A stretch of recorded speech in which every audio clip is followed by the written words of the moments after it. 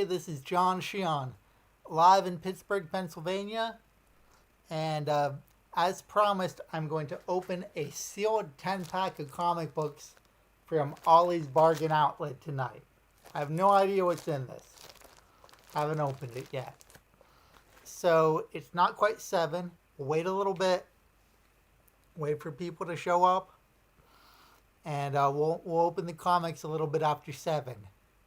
Now, because this is live, one of the things that might happen is on Sunday, I heard this pitiful, my girlfriend's son heard pitiful meowing in the basement. And we went down there, and there was this little cat that slipped in through a crack in the window. So this was really this poor cat. Is very small. I think it's full grown, but it's very, very small. And it was very hungry. It didn't appear to have eaten in a while. Skinny. And it had some scratches on its belly. But it also wasn't really scared of people. She let me pick her up, and she uses a litter box. So somebody must have abandoned this cat. So she's here right now. She's underneath the bed. She might come out and say hi. She's a little bit shy, but she's pretty affectionate when she comes out. So I have this new cat that we found on Sunday underneath the bed. It's a little after 7. In about 2 more minutes, I'm going to open these comics from Ollie's Bargain Outlet. So Ollie's is a clearance store. They usually have a lot of comics, and they have these sealed variety packs. So I bought this a couple weeks ago, still sealed. I have no idea what's in it other than the comic on the front and the comic on the back. And I'll wait about 2 more minutes. I'll open it up. We'll see what's in it. So I'm pretty excited.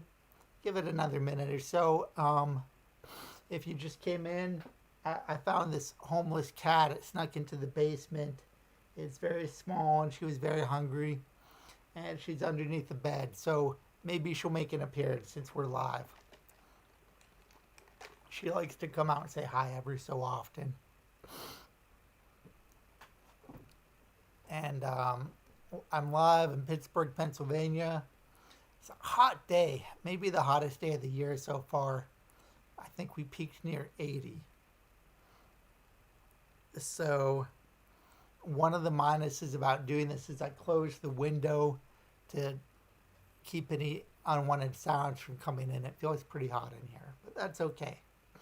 I'm excited about this. If it goes okay, maybe I'll do it every couple weeks. I don't know if I get enough comics anymore to do this every week, but let's go ahead and do it. So they have a bunch of sealed 10 packs of comics in Ollie's. And it's mostly 90s. Looking at the front, I see a lot of 90s Image, like Youngblood, Brigade, that kind of stuff. 90s Marvel, X-Men titles. So this one I picked up got Nexus on here. Now, I haven't read a bunch of Nexus. I believe that Steve Rude is the artist most associated with this, but this is Paul Smith, who did X-Men in the 80s. And on the other side is X-Mutants first issue. Never read it. No, it was an independent series in the 80s. So these are 2 comics I haven't read. They looked interesting. That's why I picked this one up. So let's open it up, see what is in here. So we've got the Nexus. And it's by Mike Barron and Paul Smith, not Steve Rude. Okay, on the back it talks about original Nexus black and white. So this is from First Comics. Let's check the date on this. 89. So this is issue 55. I guess it had been going for a while.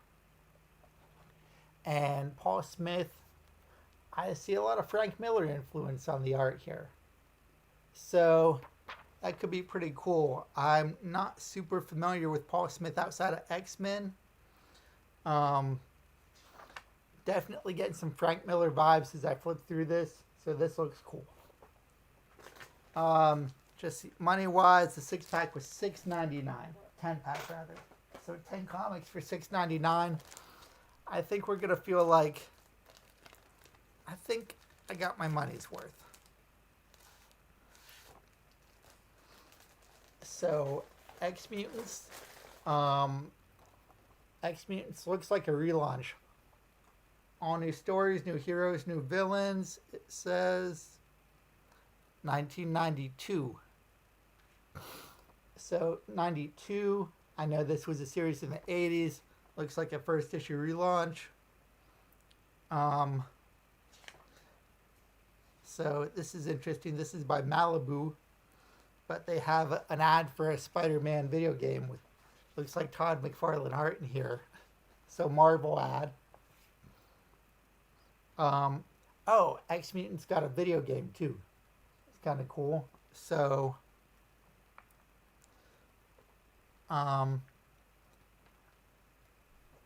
this panel with all the characters kind of reminds me of a Claremont issue of X-Men. So this is interesting.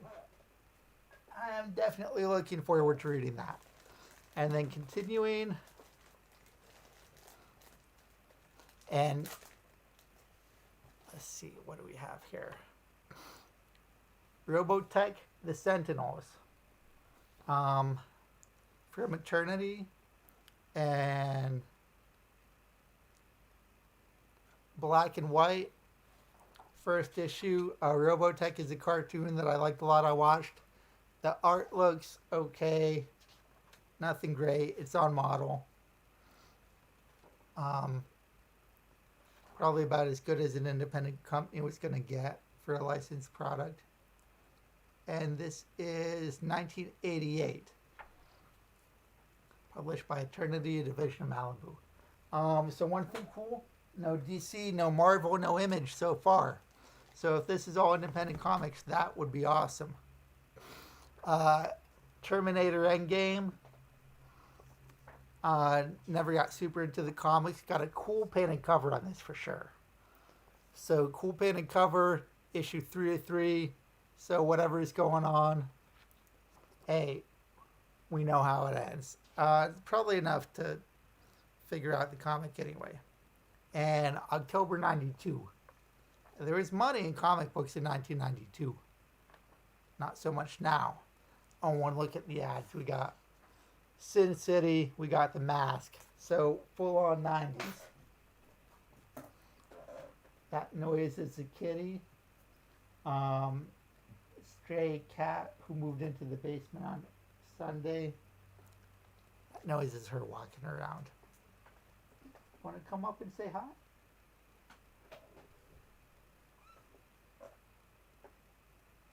Let's see. Nah.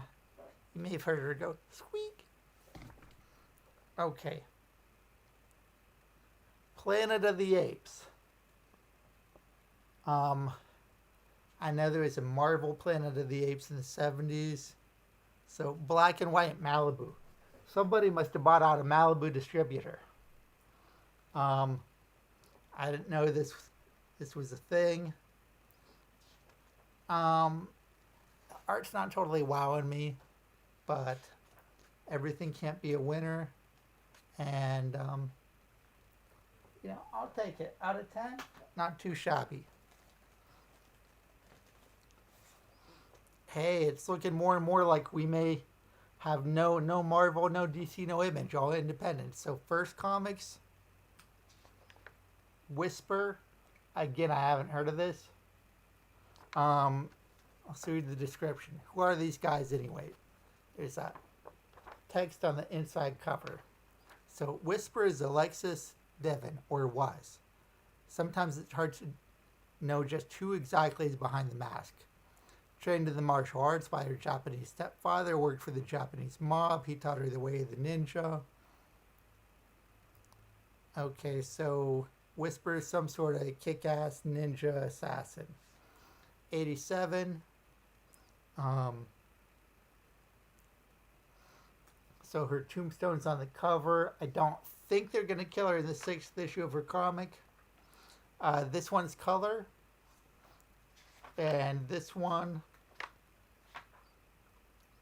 that's a cool image. Decent artwork. So, not too bad. No Valiant either. All indies. Oh, I said no Valiant, then look at this Defiant. That's the company that Jim Shooter founded after Valiant. So, sort of Valiant 2.0. Ads on the back for a Defiant baseball cap, watch, t-shirts. I don't know how successful this company was. I don't know how much they sold. So this is Prudence and Caution. Looks to be some sort of odd couple superhero duo. Never read this before. The art very much looks to be in the vein of the Valiant House style. That's cool. By the way, anybody watching, feel free to ask any questions or comments in the chat. That is totally welcome. The Realm, some sort of sword and sorcery comic, fantasy comic. Let's see, published 1988 by Arrow Comics, a company I have never heard of. So we got black and white, and all right, art. I see some manga, some anime influences in here. Would I pick this up? Probably not, but as a 10, as one of a random 10 books, it's cool. Okay, we got the first Image comic. There's like 1 million copies of this. I have a copy. Another copy's cool. This is Tribe by Larry Stroman. You can get this. This is a very, very early Image trope. You've got the text and then the city. McFarlane did this in Spawn a lot. So you can probably get a copy of this in almost any dollar bin. First issue was promising, and it took forever for them to put another issue out, and this is kind of a missed opportunity. So I had this. I don't mind having another copy. The thing I wish more is that they'd make more of it.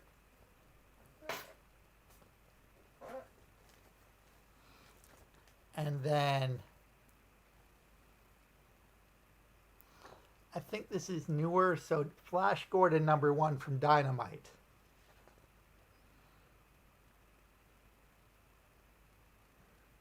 And this is 2000. It's really small.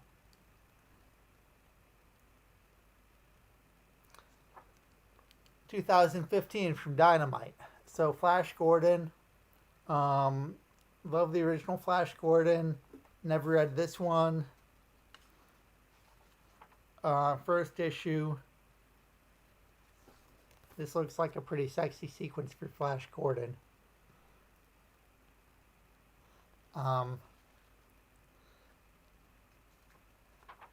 Alexis Raymond is the original artist for Flash Gordon, and he did super realistic art. This isn't it. This is alright, though. Darwin Cook did the cover, but not the interiors, unfortunately. That gets more and more common as we go into modern comics. So, those are the 10. One image, only one comic from after 2000, and all indies. So, pretty cool for $6. Now, I haven't been to the comic shop for 2 weeks. So I got a lot of comics today. Haven't had a chance to read anything. I'm just going to lift them up, give you my initial thoughts. So the big launch of the week is Jon Stewart Center Green Lantern relaunch. My first thought is this cover kind of sucks for something that DC's putting a big push behind. It's by Bernard Chang. He's done some good work. He's not a bad artist. I really don't like this cover. Teen Lantern arguing with the Guardians. I don't know. Not super exciting to me. As is the case with a lot of manga comics, the interior art is not done by Bernard Chang. It's done by Dexter Soy and Marco Santucci. I've never heard of them, but it's solid stuff. So this is Jon Stewart centered. And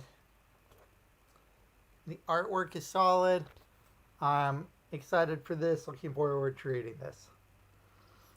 So cover is a big thumbs down. Don't like it at all. There's a variant cover I liked a lot better, but it cost $1 more. So screw that. But the book looks interesting. I hope we don't focus too much on the Teen Lantern. I'm really not that interested in that. I hope it doesn't go into any sort of woke preaching, which is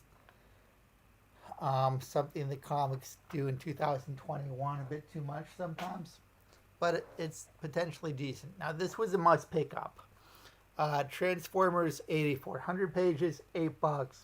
How can you go wrong? Reprints of Transformers stories from the 80s. And you know what? These stories could be great. They could be awful. I remember being a little kid, getting a 3-pack of Transformers comics from like the Country Fair convenience store and being super into it. Here's some UK Transformer stuff that I never read with much slicker looking artwork than they had in the American stuff. So this is exciting for $8. Reprint of 80s comics. That's a no-brainer for me. I'm going to pick that up. I'll probably pick up reprints of 80s comics before I'll pick up new comics. Newest issue is Spawn. You probably know if you like Spawn or not by this point. McFarlane's not doing the art, but definitely we've got that flashy artwork, that image style artwork that McFarlane pioneered. McFarlane and Capullo are doing the cover.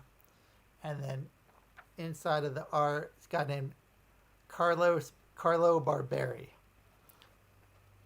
And big thing going for Spawn, it's only $2.99. There's actually not a lot of $2.99 comics these days. So, easy pickup. Marvel preview for June. Got the X-Men on the cover. I try to get excited about the X-Men relaunch that Jonathan Hickman is doing because it is new. I don't like it. I want to like it because it's not the same old thing. I'll probably pick up a couple of the crossovers, the Hellfire Gala that they're doing in June. I don't know. But this is just a catalog, not comics. Walking Dead. Never picked it up the first time around, getting reprinted in color. So, that's cool. I've been picking this up every 2 weeks. Space Riders. This artwork just continually blows me away. I love it. It's got that sort of Kirby psychedelic vibe. I love the use of colors in this. And it's by Alexis Zirrit. This is the third Space Rider series.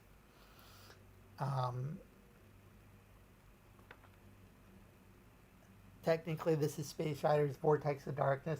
And I'm picking up any Space Rider stuff. No brainer for me. Probably the comic I'm most excited for this week. Especially because this has literally been delayed months. There was no lockdown when the series started. Savage Dragon. It's kind of hit or miss for me, to be honest. So one dude's been doing it for 258 issues. That's cool.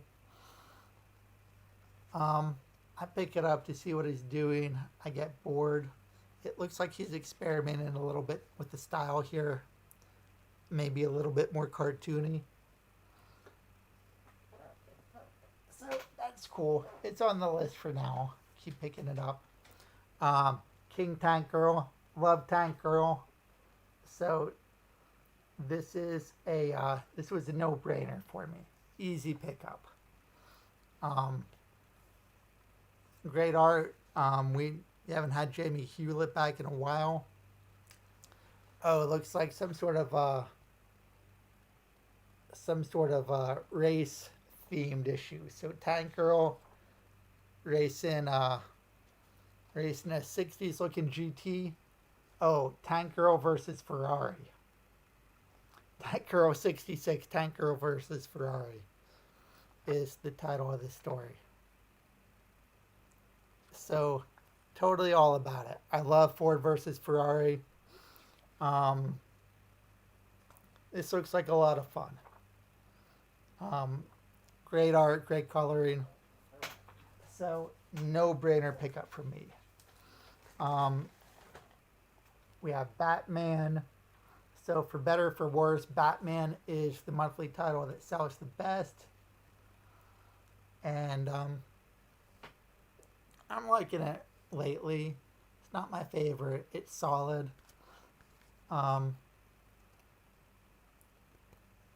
So I've been picking it up off and on. I started picking it up around issue 100 regularly. So far, so good.